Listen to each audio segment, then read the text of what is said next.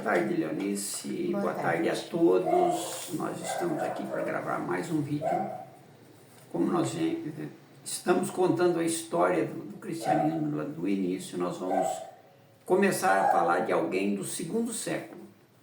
Mas bem do início do segundo século, que é do ano 100 a 105. Vamos falar de Santo Inácio de Antioquia. Mas antes de começarmos, nós vamos fazer uma oração, pedindo a Deus que nos ilumine e nos abençoe para que nós possamos fazer corretamente o que nós vamos fazer. Em nome do Pai, do Filho e do Espírito Santo. Amém. Pai nosso que estais nos céus, santificado seja o vosso nome. Venha a nós o vosso reino. Seja feita a vossa vontade, assim na terra como no céu. O pão nosso de cada dia nos dai hoje. Perdoai as nossas ofensas, assim como nós perdoamos a quem nos tem ofendido. E não deixeis cair em tentação, mas livrai-nos do mal. Amém. Em nome do Pai, do Filho e do Espírito Santo. Amém. Ô, João, quem foi Inácio de Antioquia?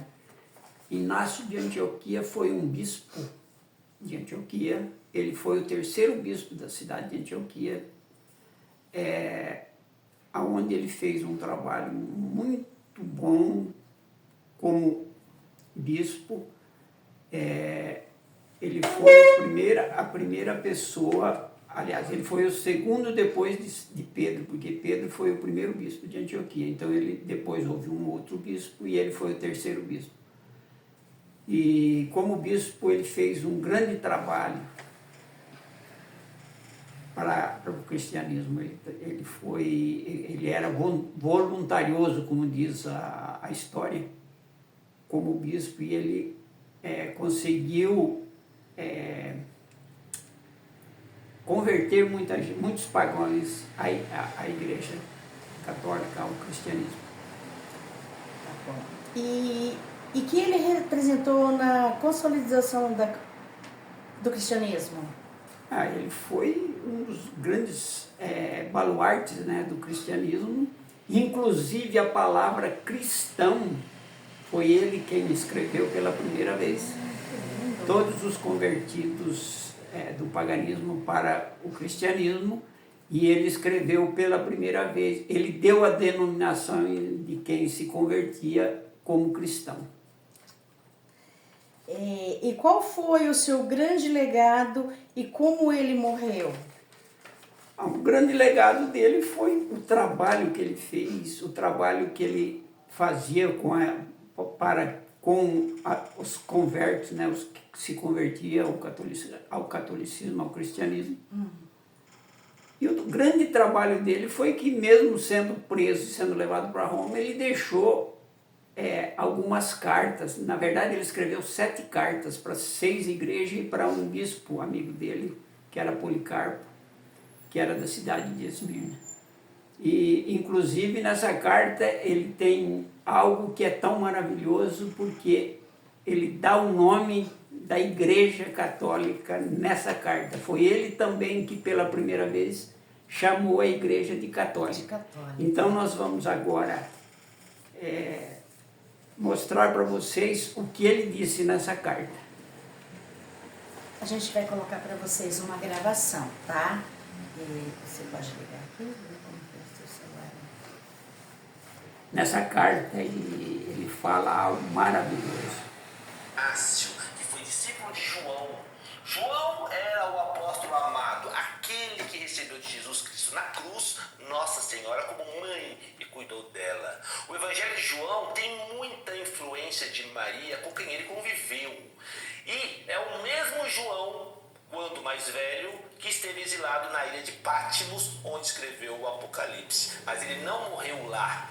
E João, o apóstolo, ele não foi martirizado e ele morreu bem velhinho na Turquia, com todas as honras de bispo, como lembra o grande historiador Daniel Hobbes.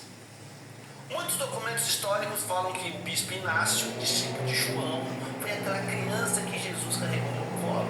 Santo Inácio, bispo de Antioquia, é a figura fundamental do cristianismo primitivo, venerado como santo pela Igreja Católica Ortodoxa e até pelas igrejas protestantes tradicionais, como a Igreja Anglicana e a Igreja Luterana. Só para você ter uma ideia da importância desse cara. Foi esse Inácio que deixou um legado gigantesco de escritos inspiradores que o tornou símbolo de força e resistência durante a era das implacáveis perseguições romanas. E quando Inácio esteve preso sob o reinado do imperador Trajano, durante o trajeto de 3.000 quilômetros entre Antioquia, lá no extremo, lá nos confins, próximo à Síria, até Roma, ele escreveu 7 cartas que são consideradas verdadeiras obras-primas da patrística primitiva.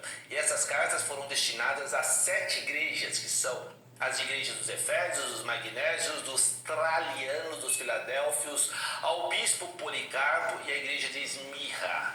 E esta carta aos esmirnicenses que Santo Inácio vai enfatizar muito a divindade e a humanidade de Jesus. E é nesta carta que ele vai defender vigorosamente o fato de Cristo ter sofrido morte de cruz e ressuscitou no terceiro dia. Ele vai detalhar minuciosamente a Eucaristia como corpo real de Cristo.